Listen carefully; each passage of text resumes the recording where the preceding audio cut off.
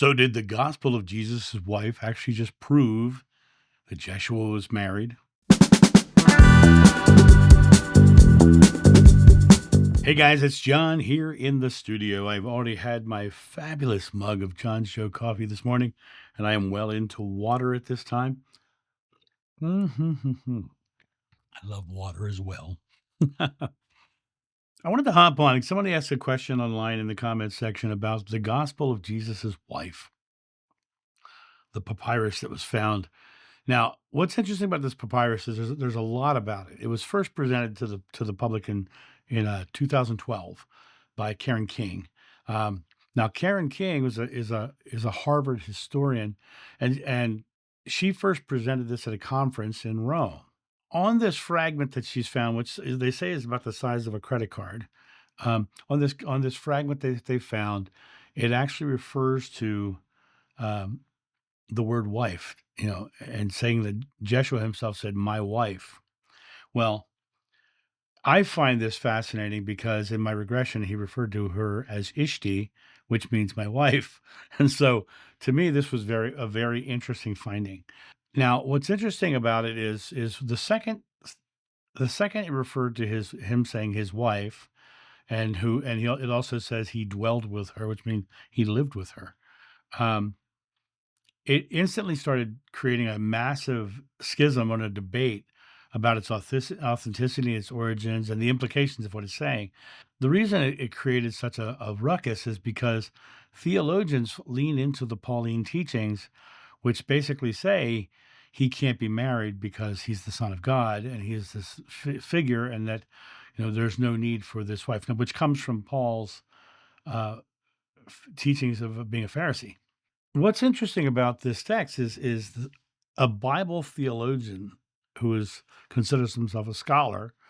There's a schism in that science. To be a theologian and to be a scholar are at odds with one another, because a scholar only looks at data and does not look at dogma, and theology is dogma. And so a Bible theologian who considers himself a scholar is looking at any information that comes in from the theologic aspect of what's being said. And so there is a large schism in the community as to whether this is a fraudulent document. Where they struggle is that in the first testing, carbon dating testings of it, it actually dated to before Christ was supposedly born. And now they're saying it's a 3rd to 7th century document, somewhere in the 200s up to the 700s, that it was a document of that time, which would mean it would be contemporary with all of the books of the Bible. It would be a contemporary piece with every other book in the Bible if that was true. But their dating has that range somewhere before he was born to up to 600 to 700 years later. Um, a lot of the phrases seem to be found accurate with other Christian texts. It actually says some of the same things in the same way as like the Gospel of Thomas and some other Gnostic texts. And so scholars tend to think it might be a product of the same uh, theologic group, the same group who are coming from that perspective. But they're also coming at from the Christian perspective hundreds of years after Joshua walked the earth. So the text is very unique in that it doesn't really get into the Pauline leanings until later, when the Bible was finally compiled, in the 4th century. So it doesn't really contradict anything else except the theology of the fact that he could not have a wife. Now, in my personal regression, and I did a painting of him and his wife, right? And in my personal regression, I remember them being married. And so to me, it was very interesting. Now, of course, theologians will not agree with anything I say because they think I'm a fraud. And that's okay. They're allowed to have that belief, right? I would never judge them for what they believe. They're allowed. As I said, this was presented in 2012. No one exactly knows where it was found or where the original, fragment came from. Supposedly, it was found in the collection of an anonymous collector, and he had no clear documentation of its discovery or prior ownership. So he had no idea where it actually came from either. The lack of provenance that this document has, the um, science cannot give it legitimacy because there's no archaeological context to its finding. There have also been radiocarbon dating later that said it was 6th to 9th century, and that they've never been able to actually carbon date the ink. So, what I find interesting about this framework is that the people who are looking for it to be a fraud are literally looking for it to be a fraud, and rather than really leaning into the legitimacy of the actual text. Now, the people who believe it's a forgery will start to say there are grammatic and stylistic inconsistencies, and then they'll use the word believe. We believe that it might be a forgery um, from other Coptic texts, and people they argue one way or another. And what you're going to find when you see people arguing this is you're going to find the people who are coming from the theological perspective that Jesus was divine, the Messiah, and could never have a wife or even children at that point, which I've never said he had children, so please don't think I'm saying that. The people who support it, they look at the scientific testing and they say, well, look, it could easily be coming from the same time period as the New Testament documents. And then the other side will say, well, they're saying it, well, we think it's a fake because of contextual ideas or contextual thoughts within the writing itself. What's really interesting is that if it is as ancient as they say, that means that number one, there was a belief that he could have a wife, and number two, that there was a historical debate as to whether he was married in some form, and this text would have been created. Now, scholars have noted errors and phrases in the Coptic that resemble modern attempts to emulate ancient texts, but they have never been able to say that this is true because they're looking for errors, they're looking for phrases to support their theologic ideas. It also says that some of the wording is similar to the Gospel of Thomas.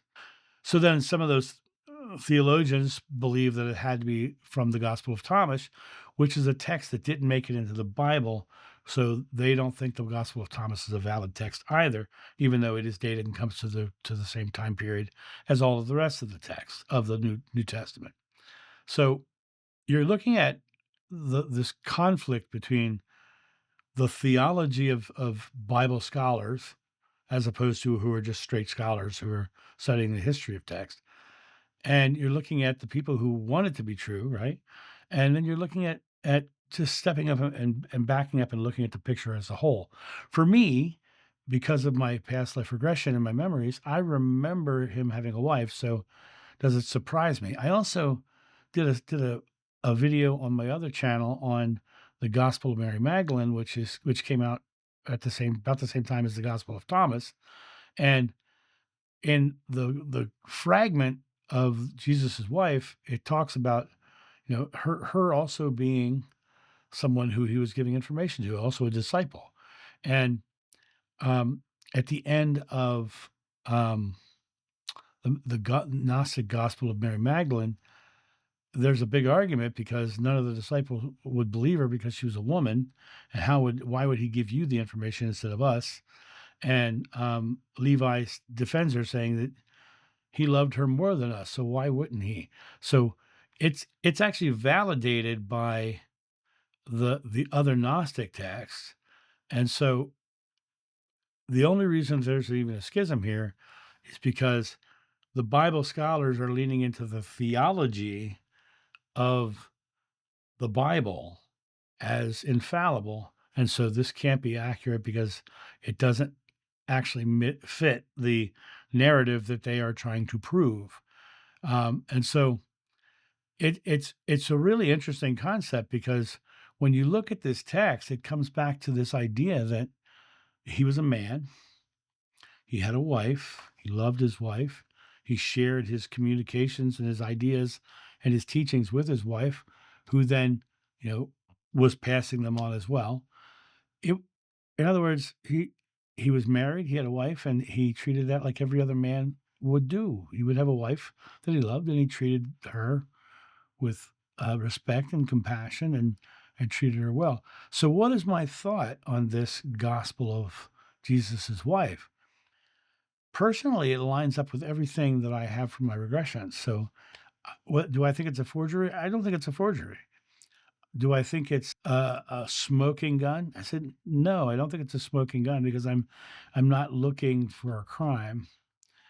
I think it's just another potential validation of the fact that he was a man who found his divinity rather than a divine entity who came down from a patriarchal male god. And so, no matter what you believe, whatever side of this argument you're on, I would say stop arguing. You can believe whatever you want, but if you're arguing, it's because you're trying to prove your point, and that's just not really effective in any way, shape, or form. It just creates more schism. For me, do I know whether this document is real or not? No, of course not. Of course I don't. Does it validate the experience that I've had? Yes. I don't care if it's documentable or even proven. It validates what I already believe, and so for me, it works fine, but for somebody else, it might not. But the idea of him having a wife doesn't surprise me. He called her Ishti, which means wife. So that's my thought on this. You guys have a great day, and I'll talk to you soon. See ya. Bye.